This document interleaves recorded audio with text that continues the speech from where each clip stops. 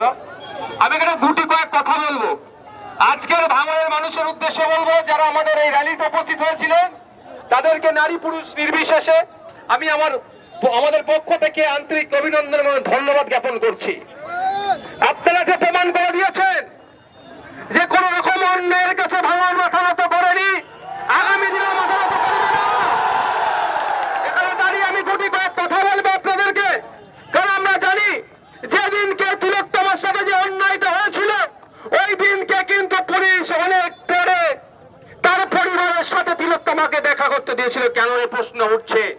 এখনো পর্যন্ত মুখ্যমন্ত্রী সেই পুলিশগুলোর বিরুদ্ধে কি ব্যবস্থা নিয়েছে সেটাও কিন্তু ভাঙড় সহ রাজ্যের মানুষ জানতে চাইছে।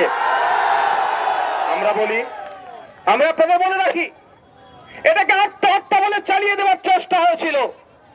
আপনাদের মতো আমাদের মতো যুবক যুবতীরা রাস্তায় নেমেছে, এটা সত্য উদ্ঘাটন আমরা করতে চাই। আমরা পুলিশকে সম্মান দিয়ে বলছি, পুলিশকে রেসপেক্ট করে বলছি, পুলিশের যে অংশ এই কালপিটদের সাথে যুক্ত আছে তাদেরকে আপনারাও চিহ্নিত করুন। আমরা জনগণ আপনাদের পাশে থাকবো, আমরা আপনাদেরকে সম্মান করে সম্মান করব। কিন্তু দুর্ভাগ্যের বিষয় আমরা দেখছি যেন কিছু ভাবে এড়িয়ে যাওয়া হচ্ছে। শাসকের পক্ষ থেকে কিছু কালপিটকে মনে হচ্ছে আড়াল করার চেষ্টা হচ্ছে। আমি এখানে দাঁড়িয়ে বলি একটা কথা, মিডিয়ার বন্ধুরা আছে, আশা করছি সিবিআই পর্যন্ত কথাটা যাবে। ওই দিনকে রাত্রে সিসিটিভি মনিটরিং করার দায়িত্ব ছিল করার, তাকে তদন্ত করলে সত্যটা যাবে।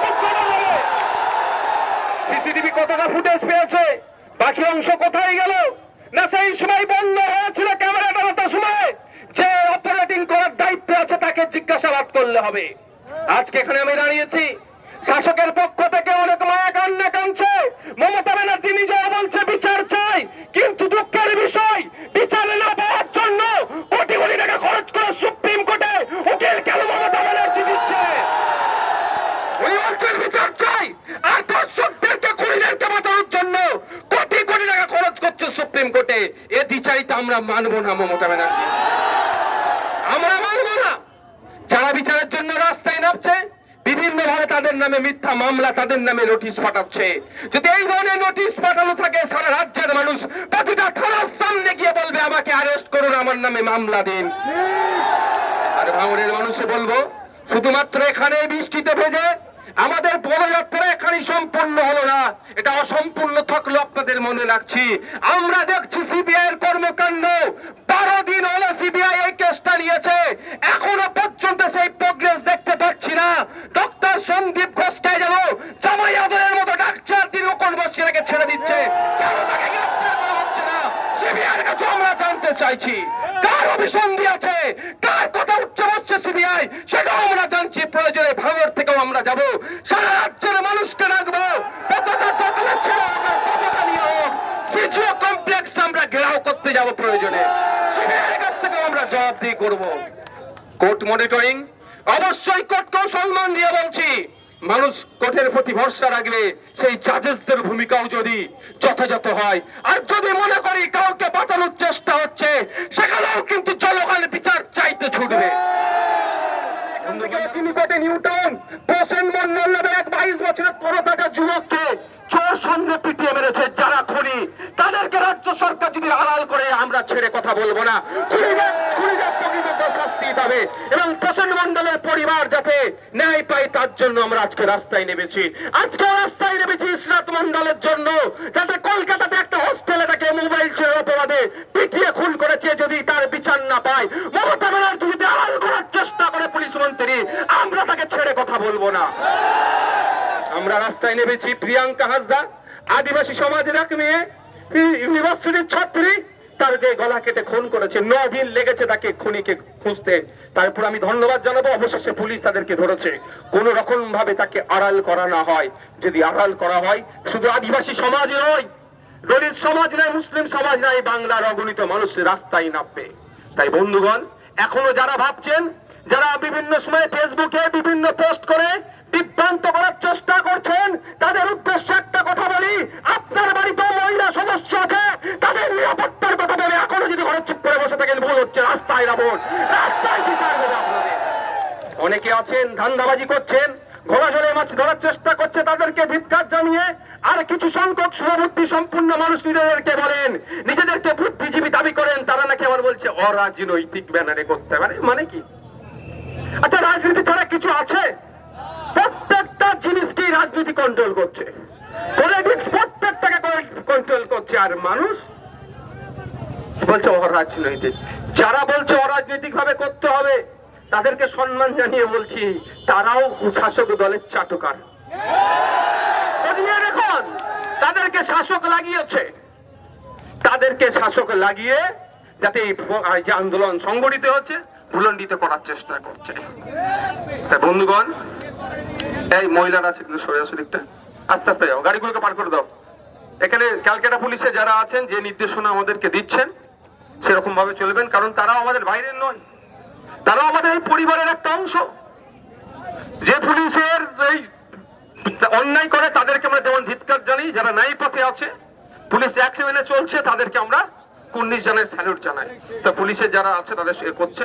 আমি শেষ করার আগে একটা কথা বলবো, আমাদের মনে আছে ধনঞ্জয়ের নাম? হ্যাঁ, এখনো কিন্তু কন্ট্রোভার্সি আছে ধনঞ্জয়কে নিয়ে। কেউ বলেছে তাকে ফাঁসানো হয়েছে, অনেক এখনো কন্ট্রোভার্সি আছে, আজকের দিনও আছে। আমি চাই না এই সঞ্জয় ওই ধনঞ্জয়ের মতো না হয়ে যায়। বুঝতে পারছেন কি বলছি? সঞ্জয় দোষী, সঞ্জয়ের সাথে আরো কেউ আছে। এই কথাটা বলার জন্য যদি লালবাজার আমাকে একটা নোটিশ পাঠায়, আমি 100টা নোটিশ খাওয়ার জন্য রেডি আছি। সঞ্জয়ের সাথে শাসকের কেউ জড়িয়ে আছে, সঞ্জয়ের সাথে শাসকের কেউ জড়িয়ে আছে ঘনিষ্ঠ। সেই জন্যই সন্দীপ বাবু সকালে চাকরি ছাড়লে রাত সন্ধ্যায় আবার চাকরি পেয়ে যায়। সন্দীপ বাবুর নামে একাধিক অভিযোগ ছিল, তারপরেও সন্দীপ বাবুকে ওখানে বহাল রাখা হয়েছে কেন? সন্দীপ বাবু একটা শাসক দলের একদম গুণধর লোক, মন ক্যামেরা বলছি। খোঁজ নিয়ে দেখবেন সন্দীপ বাবুর ট্রান্সফার হয়েছিল ইতিপূর্বে, সেই ট্রান্সফারকে আবার সরকারের দ্বারাই আবার সেই ট্রান্সফারকে আটকে দিয়েছে। তাই বন্ধুগণ যারা উপস্থিত হয়েছেন, আপনাদের উদ্দেশ্যে বলবো, এইখানে এই আমরা মুষলধারে বৃষ্টি আছে, সেটাকে উপেক্ষা করে আমরা বৃষ্টিতে ভিজলাম বলে প্রতিবাদ র্যালিতে এসলাম, এখানেই সমাপ্ত নয়। এই আমাদের ভলেন্টিয়ার ছাড়া সাধারণ মানুষ আর গাড়িতে কেউ ঠোকাঠুকি করবেন না। দারুণ অভদ্র লাগে আমাকে, এটা খুব খারাপ লাগে আমাকে, এই গাড়িতে ঠোকাঠুকি করা। কেউ ঠোকাঠুকি করবে না। আমাদের পুলিশ বন্ধুরা আছেন, আমাদের কিছু নেতৃত্বরা আছেন, তারা দায়িত্ব নিয়ে পার করছে, কেউ গাড়িতে ঠোকাঠুকি করবেন না। যারা এসেছেন আপনাদের বলবো, ঘুমিয়ে পড়লে হবে না, ঘুমিয়ে পড়লে হবে না, জেগে থাকতে হবে। বিচার ব্যবস্থা আদালতে গিয়েছে, মামলা ঠিক কথা, আদালতের জজেদেরকে বুঝাইয়ে রাখতে হবে যে বাংলা চুপ করে নয়। নাহলে এটা কিন্তু আমি আপনাদের বলে যাচ্ছি, এটা বললে হয়তো আমার নামে কন্ডেম হতে পারে, কিন্তু তিলোত্তম আমাদের পরিবারের একজন, আমাকে বলতে বাধ্য হচ্ছে যদি আমরা চুপ করে যাই কিন্তু আদালতেও কিন্তু কেসটা ঠান্ডা করে চলে যেতে পারে। আমরা ঠান্ডা করে যেতে দেব না। আমাদের তিলোত্তমার আমরা বিচার দেখতে চাই, যে অন্যায় করেছে তার সর্বোচ্চ বা তাদের সর্বোচ্চ শাস্তি হোক, এটা আমরা চাই। বুঝতে পারছেন তো? ওনারে ঠান্ডা করে পাঠিয়ে দেবে, ঠান্ডা করে পাঠিয়ে দেবে। বুঝতে পারছেন কি বলছি? যারা এসেছেন শান্তিপূর্ণ ভাবে, আপনারা এখান থেকে শান্তিপূর্ণ ভাবে আপনারা প্রস্থান করবেন, কারো প্ররোচনায় পা দেওয়ার দরকার নাই। যদি কেউ ওই সঞ্জয়ের পক্ষ নিয়ে আপনাদেরকে ডিস্টার্ব করে আমাদেরকে খবর জানাবেন। আমি এখান ভাঙড়ের ডিসির সাথে যোগাযোগ করব। ভাঙড়ের ডিসি স্যার যদি ব্যর্থ হয়, পাবলিক নিয়ে আমরা কি করতে একটু বুঝিয়ে দেবো। এবার অনেক হয়েছে, অনেক হয়েছে। বিচার ব্যবস্থার প্রতি আস্থা রেখে বলছি, ডিসি স্যারকেও বলছি, অনেক হয়েছে। এগুলোকে বন্ধ করুন, এগুলোকে বন্ধ করুন। আপনাদের প্রতি আমরা অনেক ভরসা করছি, সেই ভরসাটা কোনোভাবেই না নষ্ট হয়ে যায়, সেটা দেখবেন। রক্তদান শিবির করে মানুষের সাথে সম্পর্ক তৈরি করছেন, করুন না। আপনারা ডাক দিন না নিরপেক্ষ ভাবে। ভাঙড়ের মানুষ রক্তদান শিবির করে আজকে পশ্চিম বাংলা রেকর্ড করে রেখে দিয়েছে। নিরপেক্ষতা বজায় রেখে কাজ করুন না। কিন্তু দুর্ভাগ্যের বিষয়, অনেক সবার না, কিছু কিছু অফিসারও দেখছি নিরপেক্ষতার অভাব হচ্ছে, সেটাকেও আপনারা আশা করছি রেকটিফাই করে নেবেন। আমি পরিশেষে বলবো, যারা আজকের এই আমাদের মিছিলে হাঁটলেন, পুলিশ বন্ধুরা যারা আমাদেরকে সহযোগিতা করলেন, প্রত্যেককে আমি আমাদের পক্ষ থেকে ধন্যবাদ জানাচ্ছি এবং আপনাদেরকে এখানে ধীরস্থির ভাবে এখান থেকে প্রস্থান করার জন্য বলছি। আজকের এই প্রোগ্রাম এখানেই সমাপ্ত হলো। স্লোগান কে দেবে?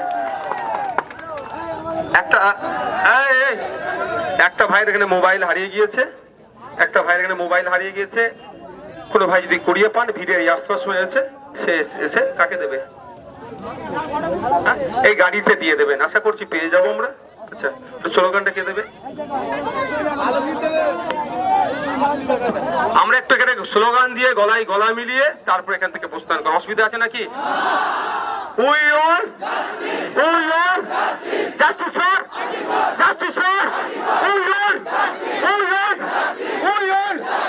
প্রিয়াঙ্কা হাসদার খুনিদের, তিলোত্তমার খুনিদের, আনিস খানের খুনিদের, আবু সিদ্দিক হালদারের খুনিদের, ফসল মডেলের খুনিদের, আনিস খানের খুনিদের, তিলোত্তমার খুনিদের,